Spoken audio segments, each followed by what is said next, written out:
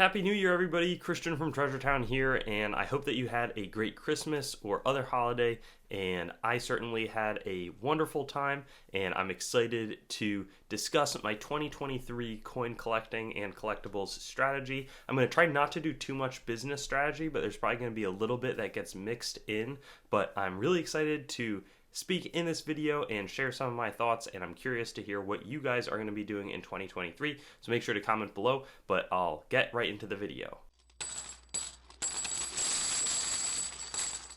Now, my first thought is that I'm going to be buying a few fewer coins that are nicer for my collection outside of my WorldCoin issuing entity typeset. And I've been meaning to show off a lot of my, and not show off, but like show people what I've been working on in the form of my various typesets for a while. So I'm going to be trying to get that at least by mid-year. I have to go to the bank to film some of these videos because I store a lot of my coins in a bank. But the point is that there's this one little side collection that's actually sort of a big one, but then in general, when I'm just making single coin buys, I want those to be a little bit more expensive and probably a little bit fewer. So maybe instead of buying $10, $20 coins, I'm buying $200 coins. That sort of range, because I feel like that way I can concentrate on things that are a bit more sort of crazy and cool, sort of big things to feature in a collection that are more recognizable. Now, this also comes with the second coin collecting strategy that I'm going to be taking, which is I've been doing a lot of buying and selling,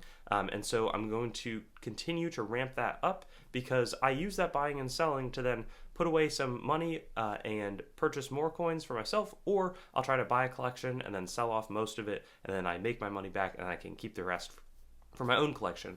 And so the thing that goes along with that is not being afraid if something's no longer sort of in my collecting goals to sell that, even if it's at a loss. And there's a lot of coins that I bought, maybe a few months ago that I felt like I overpaid for, and it's never fun, instead of having them sit on eBay for a while, maybe you could just run them in an auction or just sell them to a friend who's going to take them off your hands. You lose a little bit of money, but then you can put that money to work to get new inventory, whether it's, continuing to buy and sell collections with the goal of holding on to a bit of it, or if it's just to see some cool coins on eBay or a show or something like that, and then you can add it to your collection.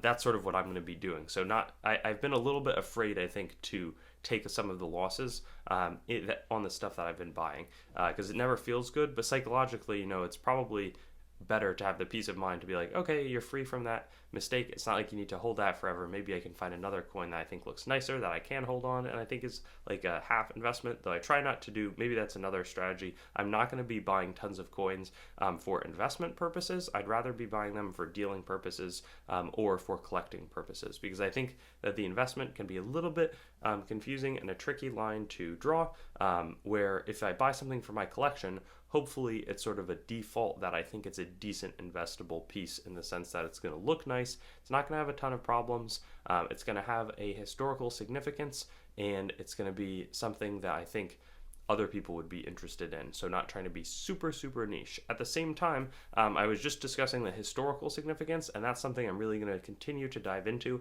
I think it's one of the unique things about this channel when I reflect on like what I'm doing. It's super, super fun that I get to now do the dealing, but I also get to discuss educational things, whether it's like the varieties and the errors, or it's the WorldCoin history. And recently I've been getting a lot more. Some of the places I want to learn more, though, are on the ancient side, specifically with some of the Greek coins, super old stuff, Persian, that sort of thing. There's also Islamic coins. I've been having a lot of fun learning about those.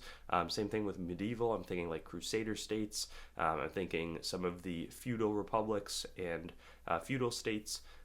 There's the Roman imperial, of course, and then other things like pre-Islamic, Middle Eastern, you could say. There's just tons and tons of different histories, and I feel like I get a better sense of like how the world came together and has formed over the past 2,500 years, which is basically when coins have been around. And so I really want to lean into that and do more with that, and then I don't need to necessarily buy all of those coins.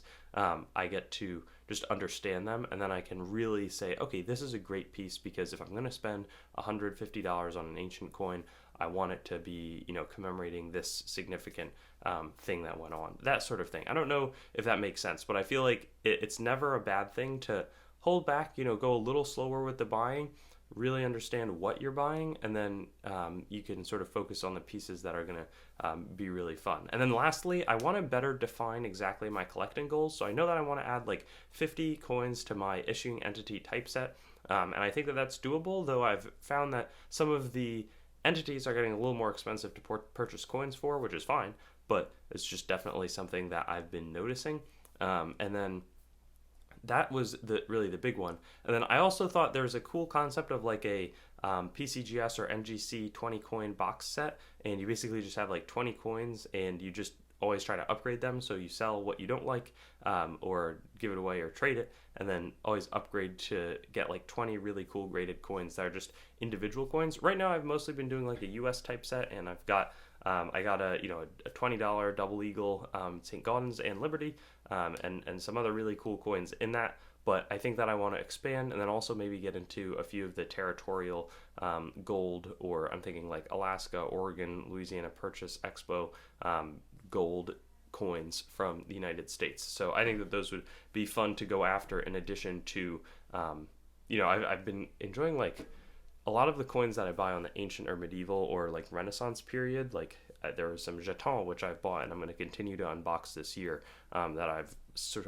of stored away for my own collection. But I feel like I want to get a little bit more specific in terms of actually how I'm approaching it. So that's probably a good takeaway for anybody out there. But I'm super excited for 2023. I'm going to make a channel update video that's going to discuss a little bit about how I view the channel evolving. Like I think I'm going to cut back slightly the frequency of videos that I'm posting in favor of doing a little bit more high quality content. I've been transforming into a bit more of like an auction and buying and selling company, which is really fun because again, it gets a bunch more cool coins across my desk, and I think that that translates over to the content.